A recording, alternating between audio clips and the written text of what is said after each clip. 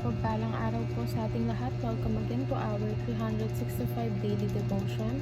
Our topic for today is Longer Temptation is Stronger Temptation. And our scripture for today is 1 Corinthians chapter 6 verse 15 to 7. Do you not know that your bodies are members of Christ himself? Shall I then take the members of Christ and unite them with a prostitute? Never. Do you not know that he who unites himself with a prostitute is one with her in body?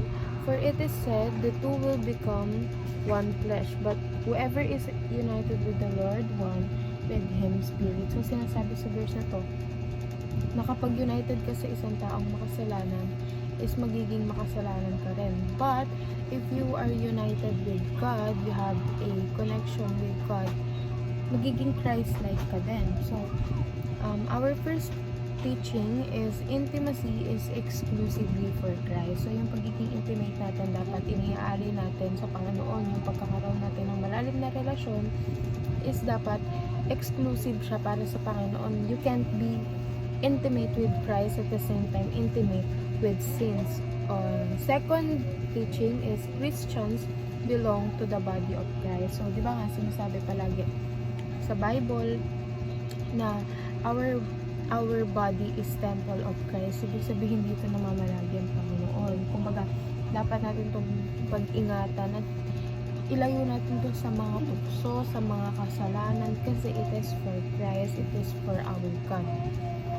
Third, longer temptation is stronger temptation. So, pag sinabi natin longer temptation, ito yung mga tukso na parang siguro, kunwari, araw-araw mo siyang makikita. For example, meron ka mga kaibigan na hindi maganda yung influensya sa'yo. That is the longer temptation. Ibig sabihin, mahabang tukso. So, parang paulit-ulit kang iiwas sa tukso na yun. Paulit-ulit mo ilalay sarili mo sa ganong pagkakasala. And that is one of the stronger temptation. Ibig sabihin kasi, kung araw-araw, di ba, mas malaki yung chance, or kung mas mahaba yung temptation, mas malaki yung chance, or mas mahirap siyang iwasan. And moving on to application, do not expose yourself to temptation. So, para makaiwas tayo sa mga tukso, huwag na natin i-expose yung sarili natin sa mga tukso. So, kung ayaw natin na magkaroon tayo ng maling influensya sa school, sa work, lumayo na tayo dun sa mga tao na alam natin hindi tayo dadalhin sa mabuti. So, we need to choose our friends wisely.